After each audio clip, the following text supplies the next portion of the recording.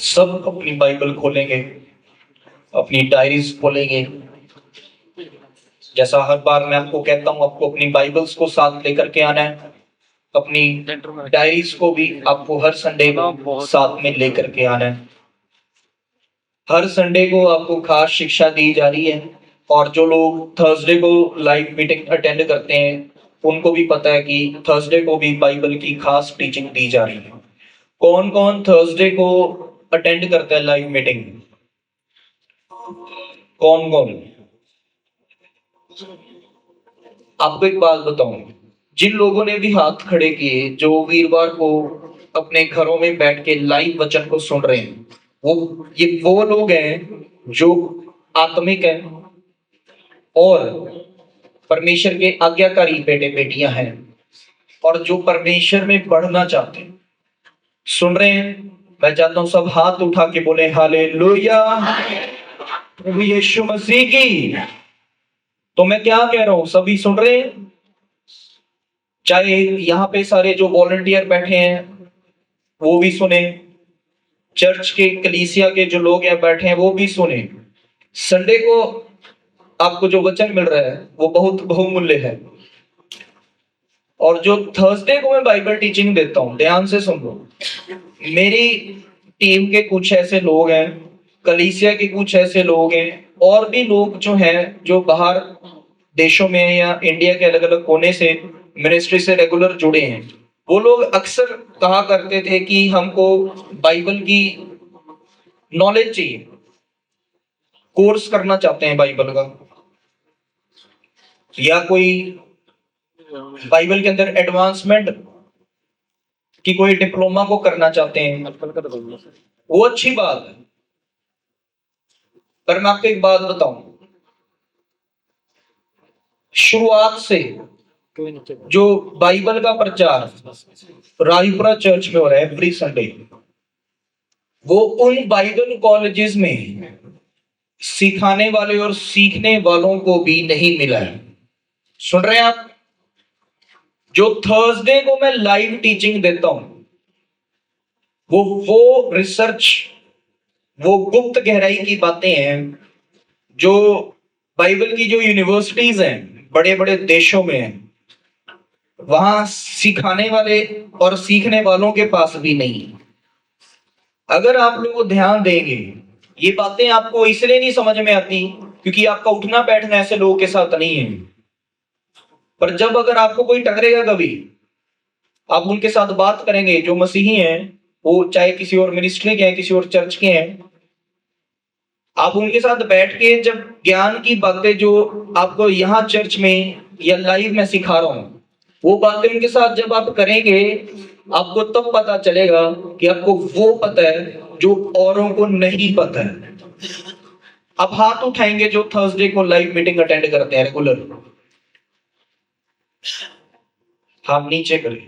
जो लोग यहाँ पे बैठे हैं, जिन्होंने भी हाथ ऊपर नहीं किया, जो थर्सडे की इंपॉर्टेंस नहीं समझ रहे, वीरवार को वो शिक्षा नहीं ले रहे हैं लाइव, मैं ये नहीं कह रहा वो लोग शैतानी हैं, वो पापी हैं। उनमें कुछ ऐसे लोग हैं जिनको आदत नहीं लग रही, जिनको टाइम नहीं है।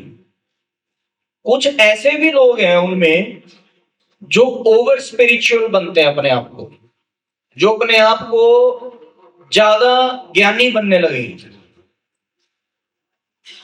परेड और पे किसी को कहा गया कि आपने आज थर्सडे है पर, तो आपने बैठ करके आज लाइव मीटिंग अटेंड करनी, तो आगे से जवाब है फिर ऐसी ना 8 बजे प्रार्थना करते हैं, असि 9 बजे परिवार बह के प्रार्थना करते हैं।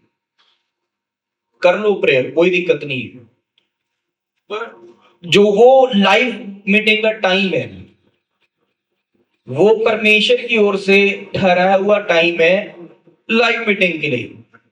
वो थर्सडे को, वीरवार को आपका प्रेयर टाइम नहीं हो सकता, वो अलग से बाइबल रीडिंग का टाइम नहीं हो सकता। आप ये सोचा करें कि जो पास्टर प्रचार कर रहे हैं वीरवार को, आप उससे ज्यादा प्रार्थना नहीं करते हैं, या आप उससे ज्यादा बिजी नहीं है।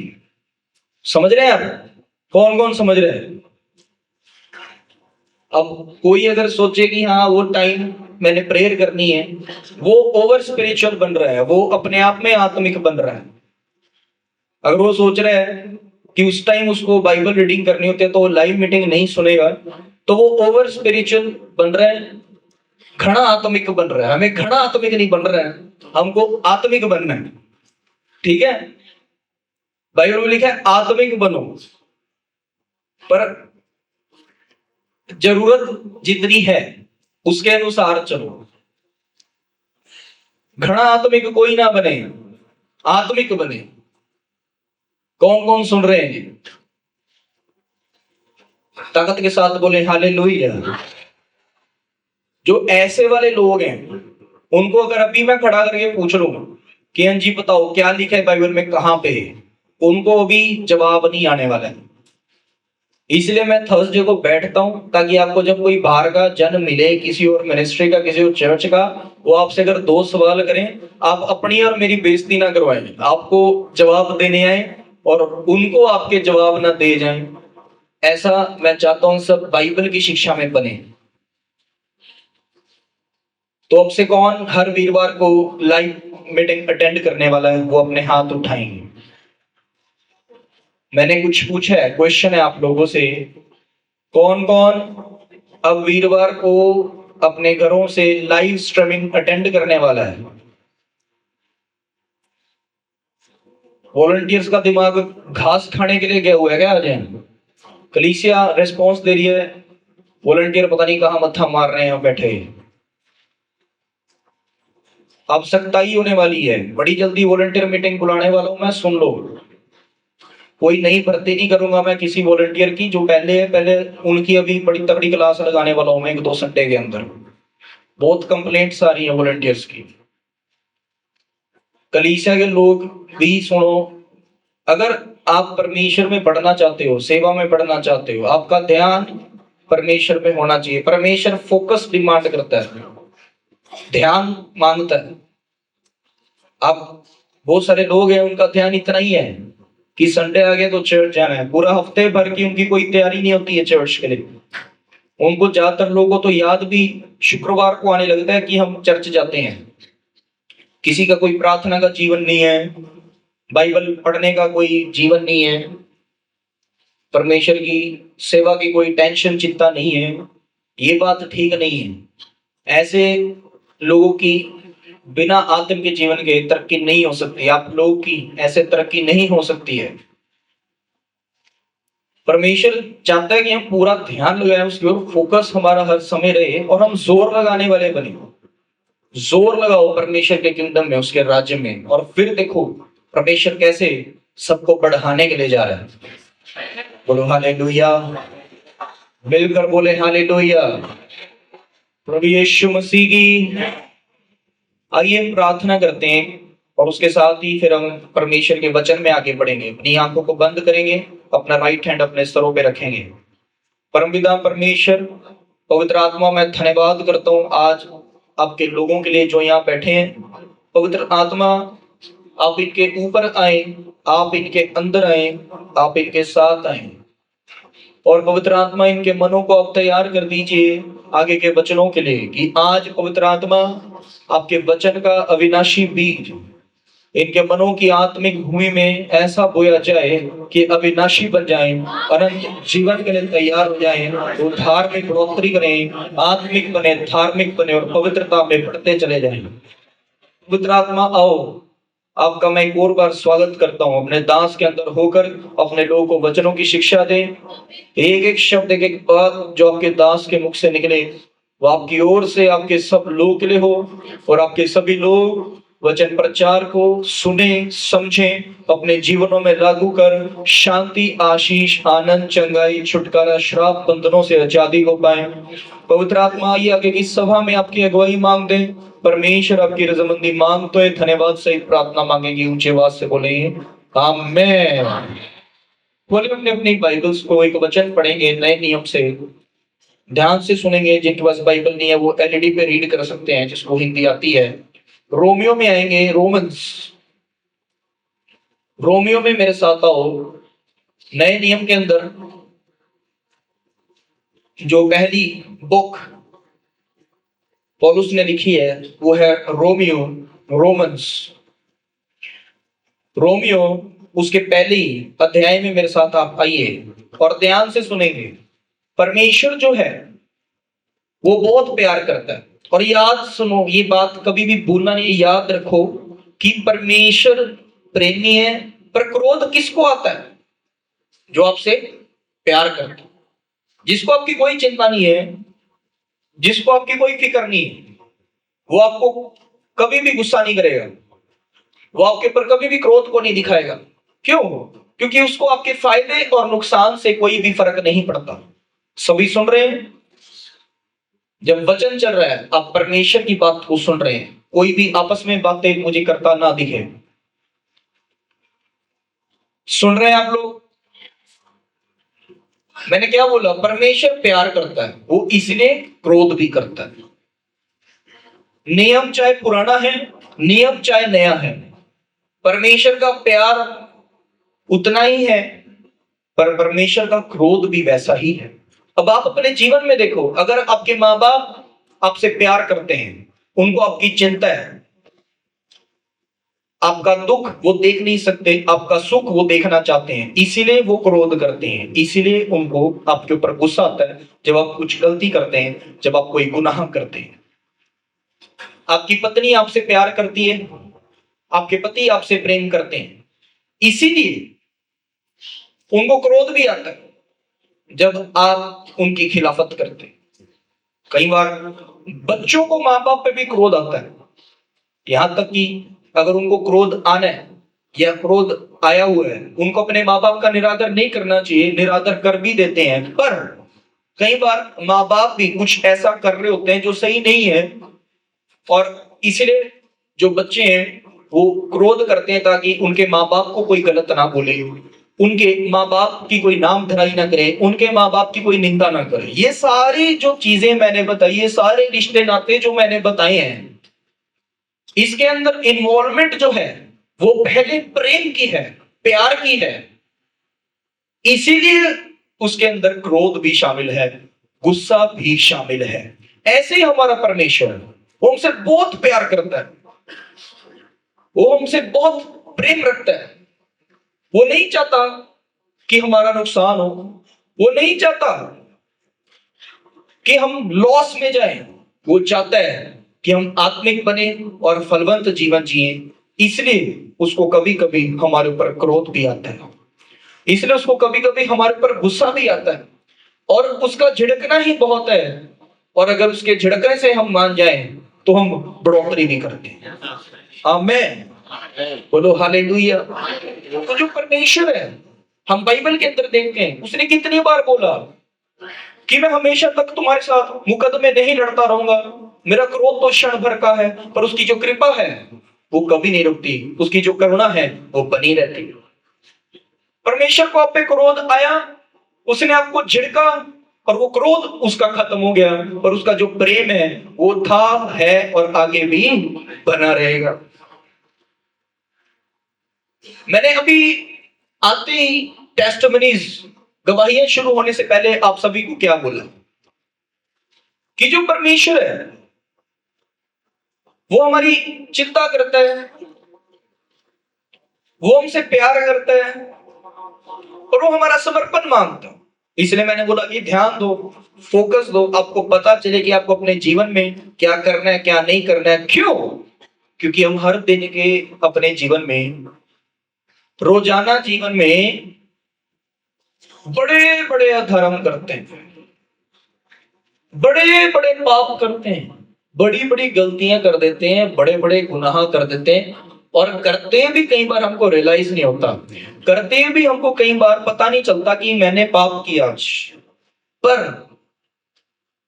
परमेश्वर जो है वो उनमें से सैकड़ों पापों को माफ करता है, सैकड़ों गुनाहों को माफ करता है। पर जिस बात की वजह से परमेश्वर के मन को ठेस लगे, जिस आपके किसी काम की वजह से आने वाले समय में आपके ऊपर शराब पड़ने वाले हो, उसके लिए आपको झिड़कता है, आप पे क्रोध करता है, और वो चाहता है कि आप सुधरे, आप बदलें, ताकि आपका नुकसान ना हो, आने वाले दिनों में आप नाश ना हो। कभी कभी हम सोचते हैं कि मेरे जीवन में दर्द क्यों है, मेरी शारीरिक अवस्था खराब क्यों है, मुझे दर्द, ये पीड़ाएं क्यों लग रही हैं आजकल, या मैं बीमार क्यों चल रहा हूं, या मेरे परिवार के अंदर कोई जन बीमार क्यों चल रहे हैं, क्यों मेरे कामकाज में दिक्कत परेशानी आ रही है, क्यों मेरे जीवन में संतुष्टि नहीं मैं देख रहा हूं, कभी अप है कभी डाउन है, कभी ऊपर को जाता हूं कभी नीचे को आ जाता हूं। हो क्या है इस ऐसी स्थिति में? जब आप अपने आप को पाते हैं, जब ऐसे हालात आपके बनते हैं, आपको कभी भी परमेश्वर को सवाल करने की जरूरत नहीं, आपको कभी भी चर्च में आके सवाल करने की जरूरत नहीं है।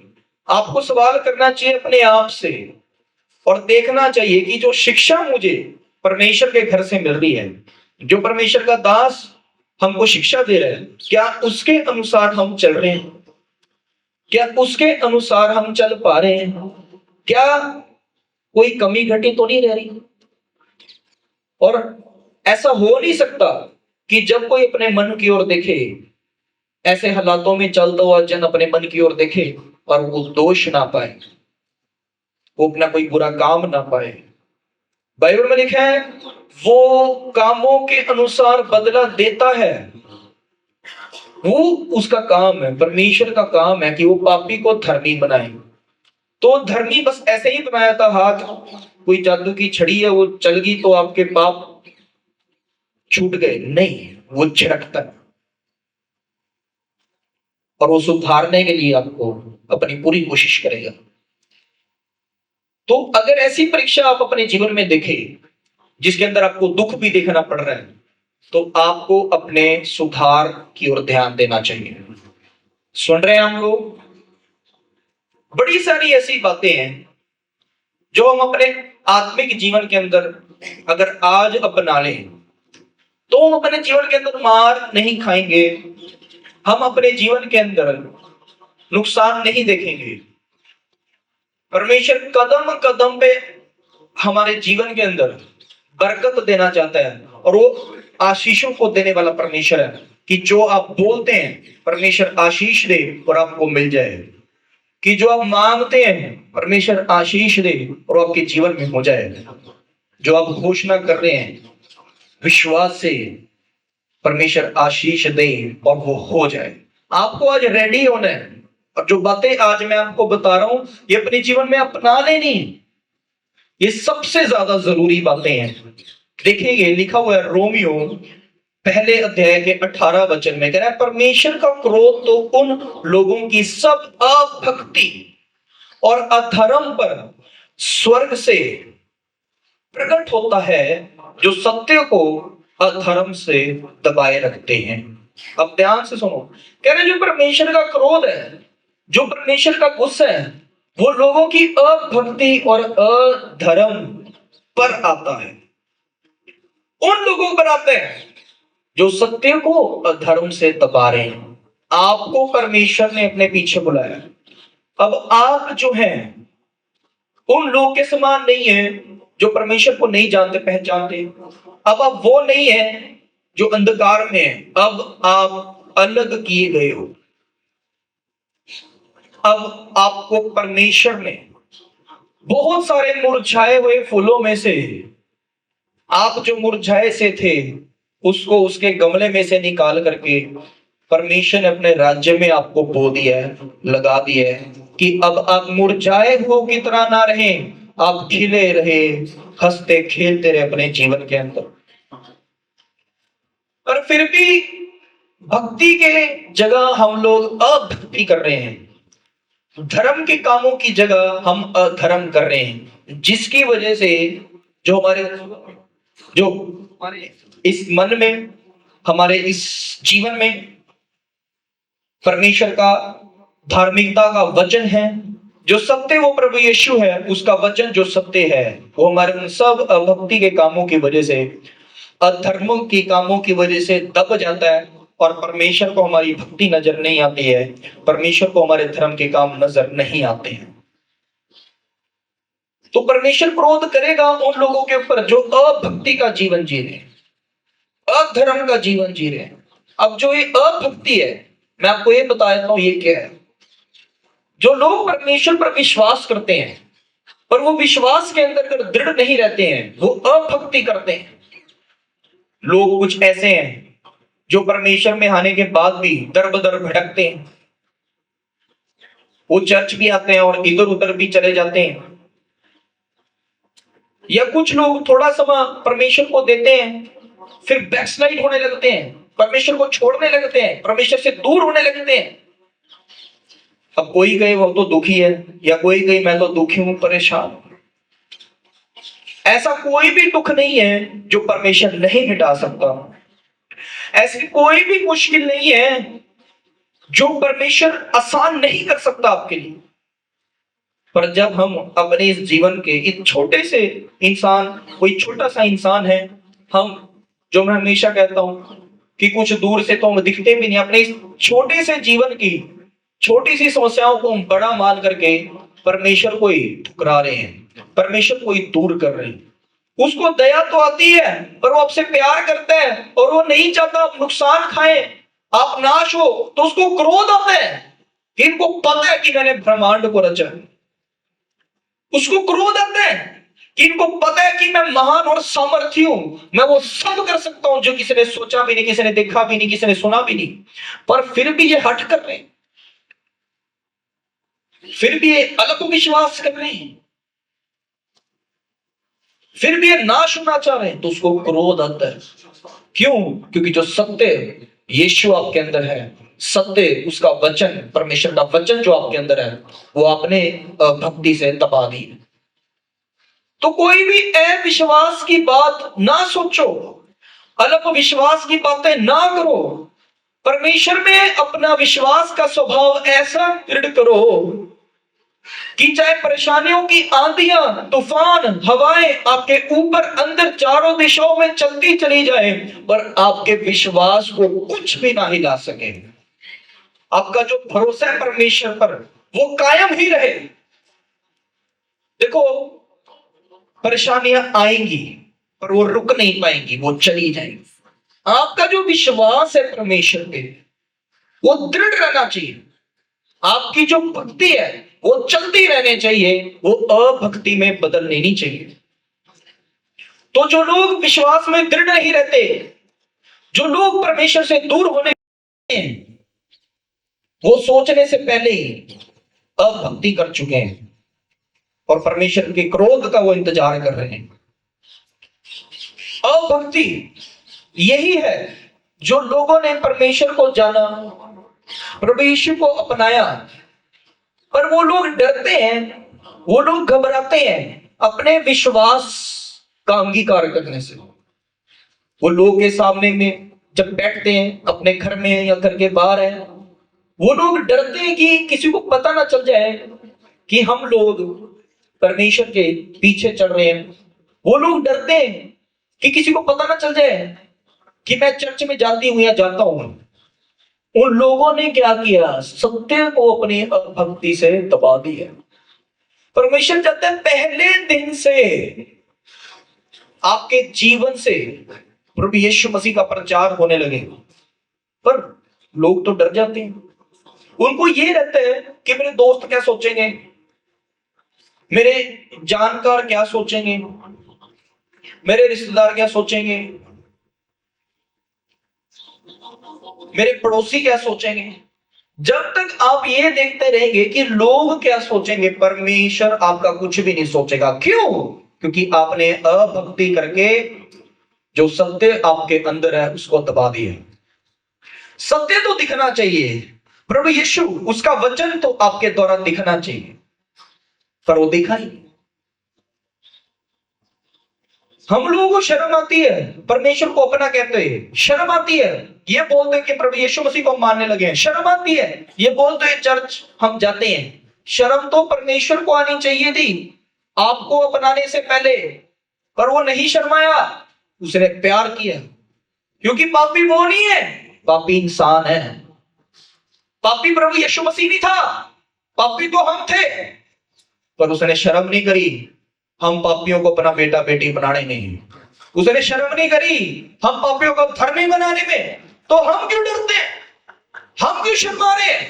अब डरना छोड़ो, शर्माना छोड़ो, ये अभक्ति छोड़ो और प्रभु यीशु मसीह को, उसके वचन को अपने मुंह से दिखने दो, अपने जीवन से दिखने दो।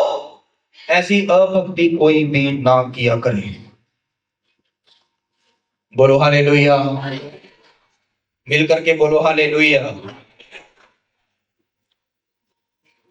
ज्यादातर ऐसे काम वो करते हैं जो ज्यादा पढ़े लिखे हैं, जो ज्यादा एजुकेटेड है। उनको जो भक्ति है, परमेश्वर की भक्ति, ये हमारा आत्मिक जीवन, वो इसको ऐसा सोचते हैं कि ये लोग वो करते हैं जो पढ़े लिखे नहीं है। ये वो काम, ये काम वो लोग करते हैं जो गरीबी में। पर आपको एक बात बताऊं, ये बातें प्रूवन है, ये बातों का प्रूफ आप लोग अखबारों में और इंटरनेट पे देख सकते हो। कि ध्यान से सुन लो, बाइबल को पूरी दुनिया की जो सबसे बड़ी वैज्ञानिक संस्था है, NASA, north American scientific association है, वो सालों पहले ये बयान दे चुके हैं कि जो बाइबल में लिखी हुई बातें वो एक एक बातें सच है, सत्य है। एक एक बात सच है। ज्यादातर वैज्ञानिक, अगर वो परमेश्वर को भी अपना जीवन उन्होंने नहीं भी दिया, सुन लो, वो भी बाइबल पढ़ते हैं रोज। बाइबल में ऐसी ताकत है। पर कुछ पढ़े लिखे लोग, कुछ और पढ़े लिखों के सामने, कुछ लोग, कोई जिनको दिखने में जो लोग अच्छे हैं, उनके सामने इस बात का अंगीकार करने से अपने स्कूल कॉलेज में, अपने जॉब, अपने काम, बिजनेस, रिश्तेदारों में डरते हैं कि हम प्रभु यीशु मसीह के हैं। शर्माते हैं बोलने में कि हम प्रभु यीशु मसीह के हैं। ये अभक्ति है। प्रभु यीशु मसीह को कोई नहीं छुपा सकता, सुन लो। प्रभु यीशु मसीह के काम को, उसके वचन को कोई नहीं दबा सकता, सुन लो। वो तो दुनिया में प्रकाशित है, पर परमेश्वर चाहता है कि आपने कोशिश की उसको चमकाने की या नहीं की, वो ये देखना चाह रहा है। बोले हालेलुया। मैं चंडीगढ़ के टॉप 10 स्कूल्स में पढ़ा हूं। मैं ऐसे स्कूल में पढ़ा हूं जहां, अगर मेरी स्कूलिंग 2006 से 2016 तक की थी, शायद ही कोई 25 या 30 लाख से कम की गाड़ी स्कूल के बाहर आके रुकती थी, शायद ही, वो भी बहुत रेयर है। जो उस टाइम पे लोग मेरे साथ पढ़े, जो कॉलेज में मुझे मिले, क्योंकि मैं स्कूल अपना कंप्लीट करते करते पूरी तरह से कई में आ गया था, पर मैंने ओपन से, कॉरेस्पॉन्डेंस से स्कूलिंग नहीं करी, ना कॉलेज की। तो मैंने देखा कि जो लोग ऐसे बहुत पढ़े लिखे बनते हैं, या जिन्होंने मेरे से ज्यादा अच्छे कोर्सेज किए पढ़ाई लिखाइयों में, जो स्कूल में ज्यादा अच्छे स्कॉलर थे, यहां तक कि मैं भी स्कॉलर्स में था, या वो ज्यादा अगर स्कॉलर थे, स्कॉलर वो होता है जो किसी भी एक सब्जेक्ट के अंदर एक्सपर्ट है, किसी भी स्टडी में अपने स्कूल की। तो मैं उन लोगों की बात कर रहा हूं जो मेरे से ज्यादा स्कॉलर थे या मेरे से कम थे, या हम मेरे से ज्यादा अच्छे घर से थे या मेरे से कम थे।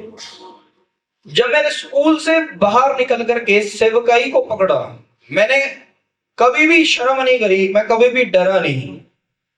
मैंने आते ही सोशल मीडिया पे कदम रखा कि जहां भी परमेश्वर का काम कम है, हमने वही ज्यादा करना है।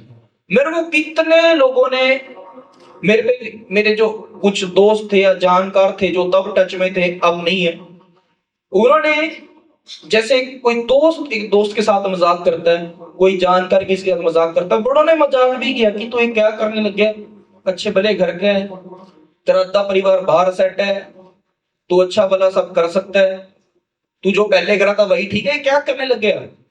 ये सत्संग भी रहा कि तो उम्र आई नहीं है अभी, 40-45 साल के बाद।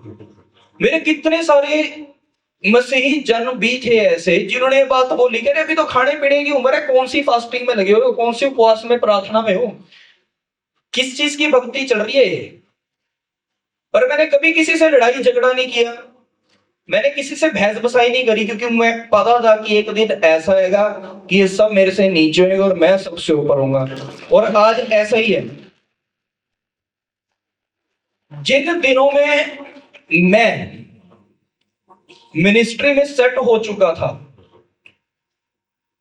वो दिन थे जब वो सब ऐसा बोलने वाले स्ट्रगल कर रहे थे कि उनको एक एक नौकरी मिल जाए, एक एक उनका कोई काम बिजनेस चल जाए। और अगर मैं उन लोगों की सबकी लिस्ट ले आऊं, 200 300 400 ऐसे लोग, चाहे स्टूडेंट्स मेरे साथ वाले या मेरे रिश्तेदार या मेरे कोई जानकार, मेरे कोई पड़ोसी, उन सब की अगर मैं लिस्ट ले आऊं, उन सब की भी अगर मैं लिस्ट ले आऊं, कोई अभी तक मेरे को क्रॉस नहीं कर पाया। अगर मैं देखूं, अगर बैंक बैलेंस की बात करूं, उन सब में भी सबसे ज्यादा बैंक बैलेंस भी मेरा ही होएगा। समझ रहे हैं आप? क्योंकि ये सोशल मीडिया की एज है। जिन लोगों को सोशल मीडिया पे जो दिखता है वो वैसे ही जजमेंट लगाते हैं, वो वैसा ही न्याय करते हैं। हमारे तो घर के बाहर भी, घर के अंदर भी वचन लगा हुआ है। हमारे तो हाथों में हमेशा बाइबल था, है, रहेगा। मैं तो स्कूल में बाइबल लेके जाता था। स्कूल में, सुन रहे हैं आप, स्कूल में मैं बाइबल लेके जाता था, ये बड़ी वाली ऐसी। मैं कभी नहीं डरा कि जो है हम परमेश्वर के थे, हैं परमेश्वर के लिए जीना है। बोलो हालेलुया। मैं स्कूल में भी ऐसे जाता था, कॉलेज लाइफ मेरी ऐसी थी।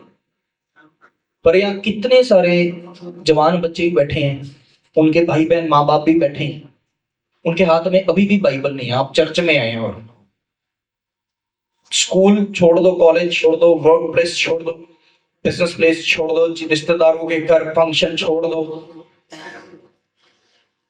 चर्च का सोचो। चर्च में और अभी कितने सारे लोगों के पास बाइबल नहीं। ये अभक्ति है। जो शर्म आपके अंदर है परमेश्वर के लिए, वो अभक्ति है। जो डर मानते हैं आप लोगों का, वो अभक्ति। इसको आज ही निकाल दो, नहीं तो कभी फलवंत नहीं होंगे, कभी भी नहीं, नेवर। आप सच्चे परमेश्वर के लोग हैं और एक ऐसी सेवकाई में, एक ऐसी चर्च में हो जो जीवित है, जहां खुला सच्चा प्रचार है। और आपको भी खुला सच्चा प्रचार करने वाला अब बनना है। बोलो हालेलुया। तो परमेश्वर कह रहा है अभक्ति ना करो। कि अगर परमेश्वर पर विश्वास किया है तो ये सोचो अब हमेशा के लिए उसको जीवन दे दिया, पीछे मुड़ के कभी नहीं देखना। परमेश्वर कह रहा है अभक्ति ना करो। क्यों? ये परमेश्वर चाहता है कि आपके जीवन के द्वारा उसके नाम की महिमा होती रहे, उसके नाम का प्रचार दूर दूर तक फैलता रहे। तो कोई भी शर्माए ना। शर्माना जो आपके अंदर है, ये आपकी गलत फहमी है। आपको अपने आप को इस बात में उजागर करने की जरूरत है कि आप उस परमेश्वर के बेटे बेटी हो जिसने सारे ब्रह्मांड को बनाया है। तो शर्म क्यों है? आपको तो खुशी होनी चाहिए, घमंड होना चाहिए परमेश्वर पे कि मैं ब्रह्मांड को रचने वाले परमेश्वर को जानता हूं। मुझे किसी इंसान मनुष्य की जरूरत नहीं है। जो जो बोलता है बोले, जो जो करता है करे, जो जो कहता है कहता रहे। मेरी सिफारिश मेरा वो परमेश्वर है, किसी और की जरूरत नहीं। परमेश्वर ने हमको मना किया है, परमेश्वर ने हमको कमांडमेंट दी है, आज्ञा दी है कि कभी भी घमंड नहीं करना। बाइबल के अंदर जो सबसे बड़ा पाप है वो व्यभिचार नहीं है, वो घमंड है, प्राइड है। पर परमेश्वर खुद कहता है कि तुम मेरे लिए घमंड करो, मुझ पे घमंड करो, क्योंकि वो इतना बड़ा महान परमेश्वर है। हम उसको जानते हैं तो हमको घमंड होना चाहिए, हमको गर्व महसूस होना चाहिए। और वो घमंड हम लोग के सामने कर सकते हैं कि मैं परमेश्वर का हूं। तो अभक्ति को छोड़ दो,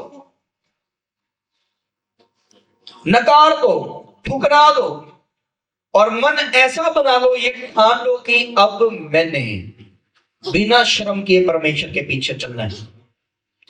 अब ये ठान लो, अच्छे से ठान लो ये बात कि अब मैंने बिना डरे परमेश्वर के नाम को महिमा देनी ही देनी है, परमेश्वर के नाम का प्रचार करना ही करना है। आमीन। देखो आपके जीवन में लोग आएंगे और वो चले जाएंगे। आपके जीवन में लोग आएंगे और आपको लगेगा कि ये तो हमेशा के लिए है। पर मेरी बात सुनो, अगर आपने किसी और के साथ ऐसा मन लगा लिया कि आपका मन परमेश्वर को ही भूल जाए, आप परमेश्वर को ही भूल रहे हैं, आप सुन लो, वो जन, वो लोग आपको छोड़ के चले जाएंगे और आपको बचाने वाला, आपका सहारा वो परमेश्वर ही होएगा, और वो तब भी आपको अपनाएगा। तो उसके दिल को भी ठेस मत पहुंचाओ। प्रभु यीशु मसीह के मन को अभी से दुखी करना छोड़ दो और प्रभु यीशु मसीह से ज्यादा किसी को इंपॉर्टेंस ना दो। ये जो शर्म आपके अंदर आज अपने आप ही निकल जाएगी। ये जो डर आपके अंदर से, ये अधर्म पहले अपने आप ही निकल जाएगा जब आप ये बात आज मन में ठानेंगे। तो आपसे कोई भी शर्म नहीं करेगा, आपसे कोई भी डरेगा घबराएगा नहीं। शरेआम क्लेम करना इस बात का कि मैं प्रभु यीशु मसीह का बेटा हूं, मैं प्रभु यीशु मसीह की बेटी हूं। आमीन। बोलो हालेलुया। आगे लिखा है कि वो अभक्ति और अधर्म पर स्वर्ग से प्रकट हो। कह रहे उसका जो क्रोध है वो तो अभक्ति पे प्रकट होना ही है। अब आपने वो समझ लिया कि मैंने अभक्ति अब नहीं करनी, कि मैंने विश्वास में बने रहना है और बिना शर्म और डर के परमेश्वर के पीछे चलते जाना है। अधर्म के कामों को आज से त्यागना शुरू करो। धर्म के जो काम है उनको पकड़ो।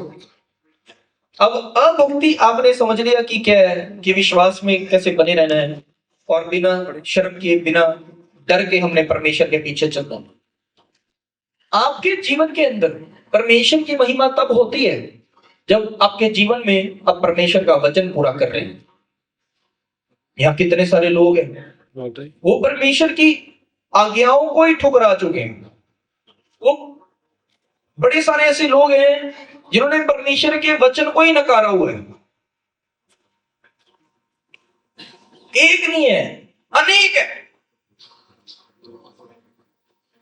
अब जब हम अधर्म करेंगे, हमको परमेश्वर ने बुलाया धार्मिकता के लिए, हमारी जो बुलाहट है वो धर्मी होने की है, पर जो काम हमको करने के लिए बुलाया है उसको छोड़ उसका उलट कुछ हम करेंगे, तो जो स्वामी है, जो मालिक है, उसको गुस्सा आएगा या नहीं आएगा? उसको क्रोध आएगा या नहीं आएगा? बोलो हालेलुया। मिलकर बोले हालेलुया। धरात देखी किसने? धरात खेतों में काम किस किसने किया है? ये किस किसने देखी है? धरात तो चाकू जैसा होता है जिसे घास वगैरह ऐसे काटते जाते हैं। आपको पता है जब कोई धरात चलाना सीख रहा होता है उसको सिखाने वाला उसके सिर पे हमेशा रहता है। क्यों? क्योंकि वो एक तेज तीखी तरार चीज है जिससे हाथ पैर कट जाएंगे, है कि नहीं? अब जो सिखाने वाला है उसने एक तो उसको सिखाना है और उसको दिहाड़ी भी देनी है। वो फिर भी बेफिक्र हो करके बैठ सकता, पर वो बेफिक्र नहीं होता, वो उसके सिर पे खड़ा रहता है कि पहले अच्छे से सीख ले। क्यों? क्योंकि वो नहीं चाहता कि जो मेरे पास आया है, जो मेरे पास आता है, उसके शरीर पर, उसके हाथ पांव पर ये धरात लगे और उसको चोट है। सिखाने की भी जिम्मेवारी ली हुई है, दिहाड़ी तो देनी ही है, पर फिर भी उसके बचाव का सोचता है, नहीं सोचता। अगर हाथ पांव कटेगा उसको तो कोई और दिहाड़ीदार मिल जाएगा, पर नहीं, वो चाहता कि वो सही सलामत है, सही सलामत जाए, सीख के जाए। आज कमा रहा है, आगे और कमाए। पर अगर वो बार बार गलती करता है तो पीछे से उसके चंड मारता है कि नहीं मारता है? बताओ क्यों? क्योंकि वो पहले सिखा रहा है प्यार से, फिर थोड़ा गुस्से से, फिर हाथ पैर चला के। इसको अच्छे से समझ लो कि सिखाने की भी जिम्मेवारी ले रहा है, दिहाड़ी भी देनी है और उसकी सुरक्षा भी देख रहा है। उसकी प्रोटेक्शन की भी वो रिस्पॉन्सिबिलिटी ले रहा है। क्यों? क्योंकि वो चाहता है कि जो उसके पास आया है वो सीखे और बढ़ोतरी करे। ऐसे ही परमेश्वर है। आप अधर्म कर रहे हैं, आप पाप कर रहे हैं, नुकसान आपका ही होना है, पर बचाना वो चाह रहा है। क्योंकि वो भी हमारा मालिक है, वो हमारा स्वामी है। वो चाहता है कि हम उसके पास आए, हम बढ़ोतरी करें, हमारा नुकसान ना होए। तो वो क्रोध करेगा अगर हम ऐसे बार बार अधर्म करेंगे, पाप करेंगे, गलतियां करेंगे। वो झिड़केगा, वो लाठी सोटी चलाता रहेगा जब तक हम अपने जीवन में सुधार नहीं करेंगे। किस किस को समझ में आ रहा है? क्यों? क्योंकि बाइबल में यशायाह के अंदर वेरी मच क्लियर लिखा है कि तुम्हारे अधर्म के कामों की वजह से परमेश्वर का मुंह तुमसे ऐसा छिपा है कि वो तुम्हारी नहीं सुनता। जब हम अधर्म कर रहे हैं, बाइबल में लिखा है, उससे जो सत्य है वो दब जाते हैं। परमेश्वर जो है वो सुनना चाहता है आपको, पर आपके पापों की वजह से, वो लोगों की गलतियों की वजह से, जो वचन की आज्ञा का उल्लंघन है उसकी वजह से वो नहीं सुन सकता, क्योंकि परमेश्वर पाप को नहीं देखता। परमेश्वर अधर्म को नहीं देख सकता, वो पवित्र है। तो जिसके ऊपर परमेश्वर ने अपने सत्य को प्रकट किया हो, जिसको नया जीवन दे दिया है, प्रभु यीशु मसीह मिल गया है, पर जब उस सत्य के ऊपर, अपने नए जीवन के ऊपर वो अधर्म को पहन लेगा तो परमेश्वर कैसे देखे? वो इसलिए क्रोध करता है, वो इसलिए झिड़कता है, वो इसलिए डांटता है, फटकारता है कि मैं तुम्हारी सुनना चाहता हूं, मैं तुम्हें देना चाहता हूं। इस अधर्म के लेप को उतार के फेंक दो, इन पापों के वस्त्रों को, कपड़ों को उतार के फेंक दो और धार्मिक बनो, धार्मिकता के काम करो, पवित्र बनो, ताकि मैं तुम्हें देख सकूं, तुम्हारी सुन सकूं और तुमको वो सब दे सकूं जो तुम मांग रहे हो, जो तुम चाह रहे हो। परमेश्वर को क्रोध आता है इसलिए क्योंकि वो हमसे प्यार इतना करता है, वो नहीं चाहता कि हमारा नुकसान हो, वो नहीं चाहता कि हम नाश हुए। तो जो धरात है वो क्या होती है पता है? वो तलवार होती है कि नहीं? समझ में आ रहा है? वो तलवार होती है नहीं? बोलो। तो जो वचन है वो क्या है? वो आत्मा की तलवार है। परमेश्वर चाहता है इस आत्मा की तलवार को तुम अपने जीवन में सही चलाओ, ताकि तुम्हारे आगे तुम्हारे दुख जो है वो कटते चले जाए, तुम्हारी परेशानियां कटती चली जाए, तुम्हारी समस्याएं कटती चली जाए और तुम्हारी बढ़ोतरी होती चली जाए। तो अब कोई भी अपनी किसी प्रॉब्लम की वजह से परमेश्वर का न्याय ना करे, परमेश्वर को दोष ना दे, वो अपना सुधार करे। किस किस को समझ में आ रहा है? आगे देखो, कह रहे कि इसलिए कि परमेश्वर के विषय का ज्ञान, वही वही वही वर्ष, इसलिए कि परमेश्वर के विषय का ज्ञान उनके मनों में प्रकट है, क्योंकि परमेश्वर ने उन पर प्रकट किया है। तो कह रहे कि उसको अधर्मी होने की वजह से हमारी प्रॉब्लम क्यों है, या अभक्ति से हमारी प्रॉब्लम क्यों है? क्योंकि वो खुद, वो स्वयं, वो परमेश्वर ने अपनी सच्चाई को, अपने वचन को आपके मनों में प्रकट की है। हमारा एक काम है कि हम सबको प्रचार करें, हमारा एक काम है कि हम अपना वो बीज वचन का सबके अंदर बोए। पर आपको पता है वो बीज बोए जाने के बाद भी हर एक जन का एक समय नियुक्त होता है कि वो कब परमेश्वर में आए। वो बीज को फलवंत करना परमेश्वर के हाथ में। हमें हुक्म है, हमें आज्ञा है कि हम बीज बोते रहे सुसमाचार का, और वो हर एक जन अपने 100 को प्रचार के, उसमें 100 में से एक एक जन का एक समय नियुक्त है कि वो कब परमेश्वर को जानेगा। वो काम परमेश्वर का, उसके बारे में हमको नहीं सोचना। हमने तो कोशिश करनी कि आज ही जन परमेश्वर में और बपतिस्मा भी ले लें, क्योंकि वो परमेश्वर खुद मनों में सब कुछ डालता है, सब कुछ बोता है। उसने ये काम किसी और के हाथों में नहीं छोड़ा। ये जो मनों में काम होता है कि हमारे अंदर दिलचस्पी आती है कि हाँ मैं परमेश्वर पर विश्वास करूं, कि मैं चर्च में जाऊं, मैं परमेश्वर को जीवन दूं। कितने सारे लोग यहाँ बैठे हैं, उनको कितने कितने सालों पहले से परमेश्वर का वचन सुनाया जा रहा था, उनको कितने कितने सालों पहले से चर्च में किया गया, उनको चर्च में बुलाया गया, पर वो नहीं है।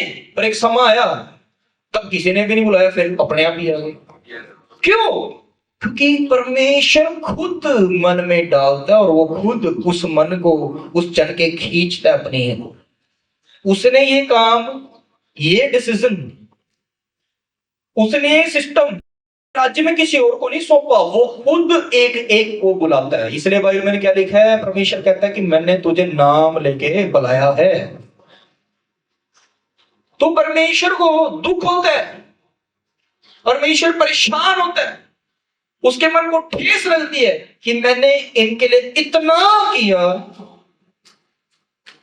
इनको खुद खींच के अपने पीछे मैंने लगाया, तो फिर भी ये भक्ति कर गए, फिर भी अधर्म कर गए। मैंने ही मन में सब कुछ प्रकट किया, इन्होंने अपना मन ही बदल दिया, इन्होंने अपने मन को ही कठोर कर लिया। आज हमने अपने अंदर से जो परमेश्वर के लिए हमने पत्थर का दिल बनाया हुआ है, पत्थरीला हमने मन बनाया हुआ है, उस मन को हमने आज चेंज करना है। उन सारे पत्थरों को निकालो अपने अंदर से और अपने मन को परमेश्वर के लिए नरम करें। ये बात सच्ची है कि जो परमेश्वर है वो इमोशनल गॉड नहीं है, वो स्पिरिचुअल गॉड है। पर जो इमोशंस हमारे अंदर है, जो भावनाएं हमारे अंदर हैं, ये वाले इमोशंस, ये वाली भावनाएं परमेश्वर में नहीं है। इसलिए कहा जाता है कि परमेश्वर भावनात्मक नहीं, परमेश्वर आत्मिक ही है। पर जो परमेश्वर के अंदर हमारे लिए ये सब स्वभाव है कि वो नहीं चाहता हम नाश होए, वो नहीं चाहता कि हम लोग उससे दूर होए, ये सब उसका प्यार है, ये सब उसका प्रेम है। पर अगर बदले में हम अभक्ति करने वाले हो जाएं, हम अधर्म फैलाने वाले बन जाएं, तो उसके मन को ठेस लगेगी या नहीं लगेगी? उसका मन दुखी होगा या नहीं होगा? बताओ जी। अत्यंत हो जाएगा, बहुत ज्यादा हो जाएगा। आप बाइबल में देख लो, यीशु मसीह दुखी होके रोया था जब वो गया लाजर को जिलाने, क्योंकि उसको खबर आई कि तेरा प्रिय, क्योंकि यीशु मसीह बहुत क्लोज था उस परिवार के, मार्था, मरियम और लाजर के। उसको खबर आई कि लाजर बीमार है, फिर उसको एक खबर आई कि वो तो मर ही गया है। चलो लगाए तो डर जाएगा, घबरा जाएगा। यीशु मसीह ने कोई हड़बड़ाहट नहीं मचाई। यीशु मसीह ने क्या किया? लोग चलेंगे, धीरज रखो, महिमा प्रकट हो रही है, उसके शब्द थे। वो जब वहां गया, वो लाजर की बहनों ने उसको आवाज लगा के बोला कि हे यीशु, अगर तू यहां होता तो हमारा भाई जिंदा होता। वो वहां पे लाजर के मरने की वजह से नहीं रोया था, वो वहां पर यीशु मसीह लाजर के अफसोस में नहीं रो रहा था, वो रो रहा था मार्था मरियम के अविश्वास में। इसलिए वहां लिखा हुआ है, बाइबल का जो सबसे छोटा वचन है वो यही है, यीशु रोया। उसका ऐसा मन है, उसका ऐसा हृदय है। आपका खुद का ही उसके साथ रिश्ता। जब उसने कह दिया कि महिमा प्रकट होनी है, ये इसलिए हो रहा है, फिर भी मार्था मरियम जो है वो परमेश्वर की महिमा का इंतजार नहीं कर रहे हैं, वो भावनात्मक बन रहे हैं, वो यीशु मसीह को दोष दे रहे हैं। तो उस दोष की वजह से, उनके अविश्वास की वजह से यीशु मसीह वहां रोया। और फिर उसने उनको दिखाया कि नहीं, उसने आवाज लगाई और जो लाजर 4 दिन से मरा पड़ा था वो जिंदा होकर के बाहर आ गया। समझ रहे हैं? सोचो अगर मार्था मरियम अविश्वास ना करती, मार्था मरियम यीशु मसीह को दोष ना देते, तो उनको जो ब्लेसिंग मिली कि लाजर जिंदा हो गया, सोचो और कितना कुछ उसी चल रहे चमत्कार के अंदर अपने लिए प्राप्त कर लेते। ये तो हो गया कि लाजर जिंदा हो गया, पर उन्होंने वो ब्लेसिंग खोई, वो आशीष को गवाया जो दृढ़ विश्वास से, भरोसे के स्वभाव से उनको मिलनी थी। हम ऐसा ही करते, हम ऐसा ही कर जाते।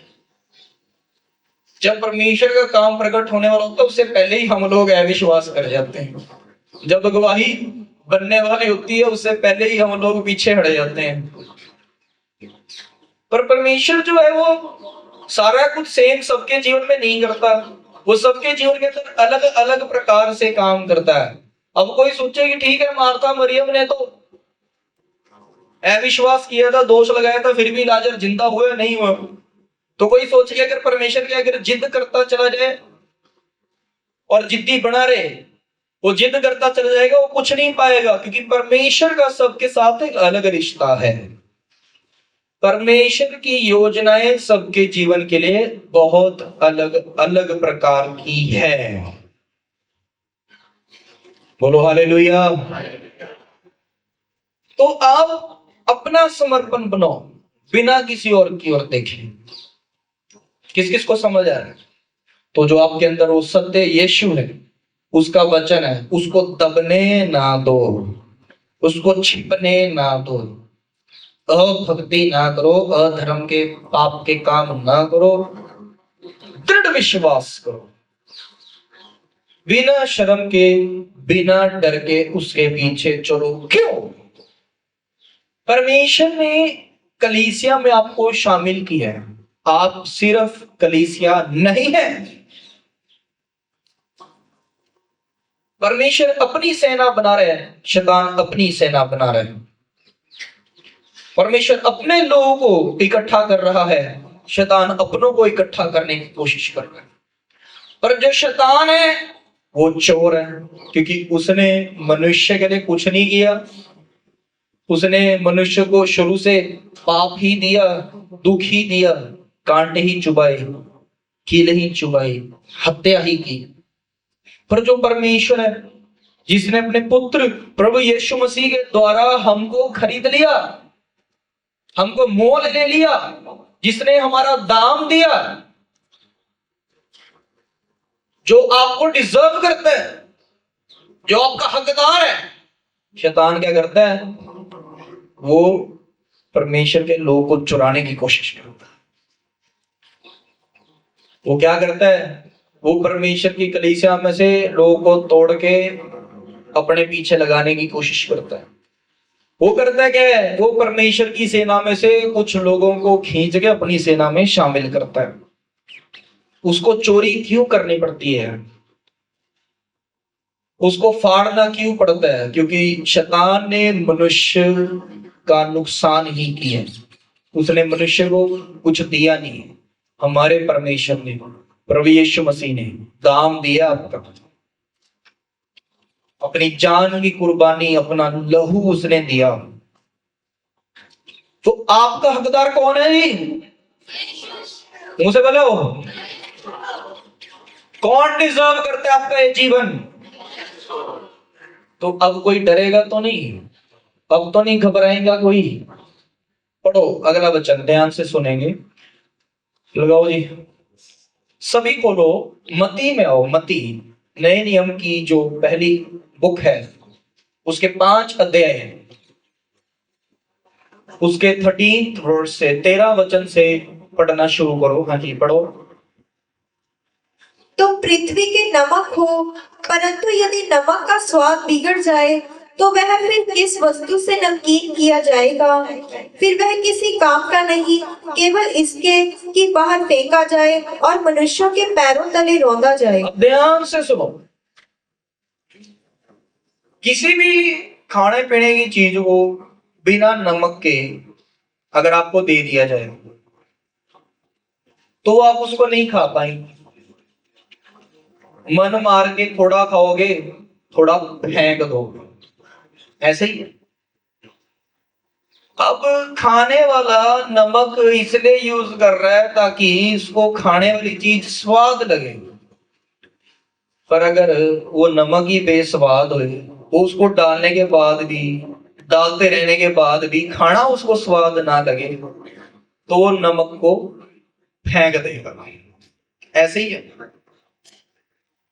परमेश्वर ने हमको नमक बनाया ताकि वो जो जगत है, ये जो दुनिया के लोग हैं जो हमारे आसपास हर समय हैं,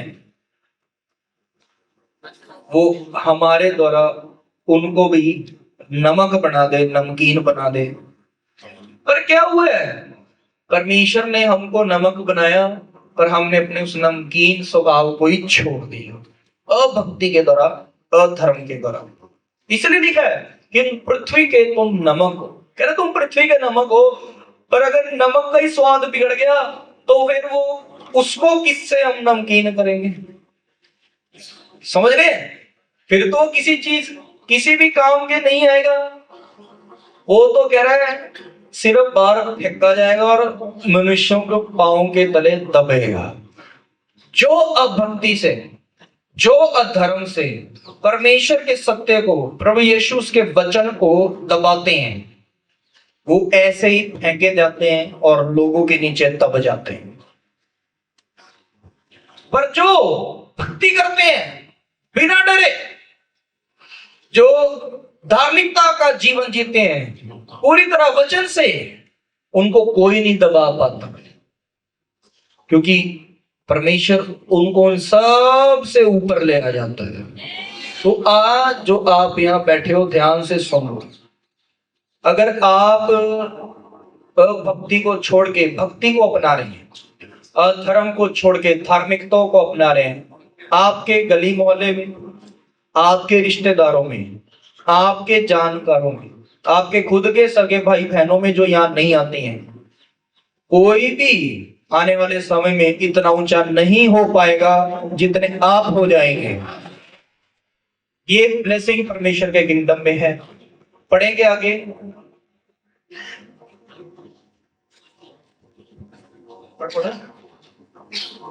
तुम जगत की ज्योति हो, जो नगर पहाड़ पर बसा हुआ है वह छिप नहीं सकता। अब ध्यान से सुने, ये तो समझ आएगा कि हम नमक हैं और हमने नमकीन ही रहना है, ताकि हम औरों को नमक देके नमकीन बना सके। समझ गए जी? हम स्वादिष्ट तब हैं जब हम अपना स्वाद बना के रखें। स्वाद तो उसी जीवन का आता है जिसमें प्रभु यीशु है। समझ गए? पर जिसमें प्रभु यीशु नहीं है वो स्वाद नहीं रहता है, वो नमक फीका पड़ जाता है, वो जन फीका पड़ जाता है और वो फेंका जाता है, पांव तले रोता जाता है। तो अपने स्वाद को, वो प्रभु यीशु को, उस सत्य को बना के रखो, ताकि आपको कोई फेंक ना दे, आपको पांव के तले कोई रोंद ना दे, आप ऊंचे उठते जाए। अब अगली बात सुनो, कह रहे कि तुम जगत की ज्योति हो। कह रहे कि जो तुम हो, तुमको जो परमेश्वर ने बुलाया, तुमको नमक तो बनाया। कह रहे कि तुमको इस धरती के ऊपर लोगों के बीच में एक लाइट बनाया है, ज्योति बनाया है। समझ रहे कि नहीं? नमक समझ आ गया, लाइट को समझो, ज्योति को भी समझो जो यहां लिखा है। कह रहे कि जो नगर पहाड़ के ऊपर है वो कभी नहीं छुपता, पर जो पहाड़ के नीचे हैं वो ही छुप जाते हैं। जब परमेश्वर ने आपको अपने पीछे बुलाया, आपको लाइट बना दिया उसने ज्योति बना दिया। शैतान जितनी मर्जी कोशिश करे, जब तक आप नहीं चाहते वो आपको नहीं फंसा सकता, नहीं गिरा सकता, नहीं दूर कर सकता। शैतान जितनी मर्जी कोशिश कर ले, इंसान जितनी मर्जी कोशिश कर ले, कोई आपका बाल भी बांका नहीं कर सकता। वो तो ही होएगा अगर आप चाहते हैं। क्यों? क्योंकि परमेश्वर ने अपनी लाइट आपके अंदर फिट कर दी है, जो चमकती ही रहती है, पर बटन अगर खुद बंद कर देंगे फिर नहीं चमकेगी।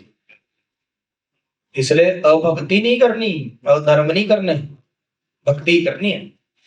करेगी जो नगर पहाड़ पे बसा दिया परमेश्वर ने, उसको कौन छिपाएगा? जब हम परमेश्वर में आ गए, प्रभु यीशु मसीह में आ गए हैं, दाऊद क्या बोलते हैं कि परमेश्वर मेरा शरण स्थान है, वो दृढ़ चट्टान है, बोलते हैं कि नहीं दाऊद भजन संहिता। जब हम परमेश्वर में आए, परमेश्वर ने हमको इतना ऊंचा कर दिया कि जैसे वो नगर जो पहाड़ पे बसा हुआ है। अब यहां से अगर आप नॉर्थ की तरफ देखोगे, यहां से तो चलो विजिबिलिटी कम है। आप कभी अगर चंडीगढ़ आएंगे, चंडीगढ़ के अंदर बड़ी से बड़ी बिल्डिंग्स है, साइड में मोहाली पड़ता है, वहां उससे भी बड़ी बिल्डिंग्स है, उसकी साइड में जयपुर है, वहां पे और भी बड़ी बिल्डिंग्स है। किस किस ने देखा है जाके जी? आपको पता है, आप थोड़ी सी नजरें उन बिल्डिंग्स की ओर करोगे, आपको पीछे फिर भी वो बड़े बड़े पहाड़ दिखते ही रहेंगे, यहां तक कि वो आपसे दूर है और आपके पास वो बड़ी खड़ी बिल्डिंग है। पर वो बड़ी बड़ी बिल्डिंगें चाहे और भी बड़ी हो जाएं, फिर भी वो पहाड़ जो सैकड़ों हजारों किलोमीटर दूर है वो नजर आते हैं जी। क्यों? क्योंकि वो पहाड़ है, उसको परमेश्वर ने बनाया, और उस पहाड़ के ऊपर अगर एक भी घर है, वो भी रात को वहां से चमकता ही है। तो आप वो ही घर हैं जो एक पहाड़ पर है, अंधेरा जितना भी हो वो जरूर चमकता है। आसपास जो मर्जी ऊपर उठने की कोशिश करे, उससे ऊपर कोई नहीं उठ सकता है, क्योंकि आप यीशु मसीह के हैं। तो जो कोई कुछ करता है करने दो, आपको सही रहना है ऐसे वचन के मामले में। फिर आपकी चमक को कोई नहीं फीका कर सकता, आपके स्वाद को कोई नहीं बिगाड़ सकता, आपसे ऊपर कोई नहीं हो पाएगा। ये सुन लो आज। अगर देखो कह रहा, और दिया जलाकर पैमाने के नीचे नहीं परंतु दीवट पर रखते हैं, तब उससे घर के सब लोग को प्रकाश पहुंचता है। कह रहे कि जैसे घर में पहले के टाइम पे इमरजेंसी लाइट्स नहीं होती थी, फोन में टॉर्च नहीं होती थी, फोन भी नहीं होते थे, बिजली ही नहीं थी, पर जब अंधेरा हो जाता था, रात हो जाती थी, या अगर कमरा बंद है दिन में भी उसमें अंधेरा है, तो क्या होता था? दिया जला के, कभी किसी ने देखा बेड के नीचे रख दिए हुए, कभी किसी ने देखा टेबल के नीचे रखा हुए, ये कभी देखा फ्रिज खोल के उसके अंदर रख दिया, अगर अभी भी लाइट चली। कहां रखते हैं जी? ऊंचे स्थान, ऐसे स्थान पे जहां से उसकी जो लाइट है वो घर के हर एक जन को पहुंचे और किसी को ठोकर ना दे, किसी का नुकसान ना। तो जो परमेश्वर है उसने हमारी भी लो ऐसे ही जलाई गई, उसने हमको अपनी ज्योति दिया बना करके ऊंचा कर दी है। जब आप प्रभु यीशु मसीह में आ गए, आप पहले जीरो थे पर अब हीरो हो, हीरो। और अभक्ति करके, अधर्म करके जीरो नहीं बनना किसी ने भी, समझ रहे हैं? क्योंकि यीशु मसीह ने आपको ऊंचा कर दिया, दिया जलाकर ऊंचाई पे रखा है। अब आपके अंदर से वो प्रभु यीशु मसीह, उसका वचन सब तक पहुंचता रहे, इस सत्य को दबा के दोबारा नीचे ना आ जाए। समझ में आ रहा है जी सबको? कह रहे उसी प्रकार तुम्हारा उजाला मनुष्य के सामने ऐसा चमके कि वे तुम्हारे भले कामों को देखकर तुम्हारे पिता की जो स्वर्ग में है बड़ाई करे। कह रहे कि ऐसे ही तुम्हारी जो लाइट है, जो तुम्हारी रोशनी, तुम्हारा उजाला है, कह रहे वो लोगों के सामने ऐसा चमके कि वो तुमको देखकर तुम्हारे परमेश्वर की बड़ाई करे, तारीफ करे, महिमा करे। तो नमक बना के रखना है, अपने प्रकाश को बना के रखना है, भक्ति में लगे रहना है, धार्मिकता के कामों में लगे रहना है, ताकि लोग परमेश्वर की महिमा हमारे जीवन को देखकर करने लग जाए। आपको देख के लोग परमेश्वर को अपना ले। आज से ऐसे बन जाओ, बिना अविश्वास के उसके पीछे चलो, बिना शर्म के पीछे उसके भागो, बिना डर के उसके लिए जीते रहो, और परमेश्वर तैयार है आपको ऊंचा उठाएगा। आमेन। किस किस को समझ आ गया जी? हम पृथ्वी के नमक हैं, हमको बने रहना। इन वचनों के द्वारा परमेश्वर आप सभी को बहुत आशीष और बरकत दे। सब अपनी आंखों को बंद करेंगे, अपने हाथ उठाएंगे, धन्यवाद करेंगे। परमेश्वर ने अपने वचनों से आपको आज भरा है, परमेश्वर ने अपने वचन से आपको आशीषित किया है।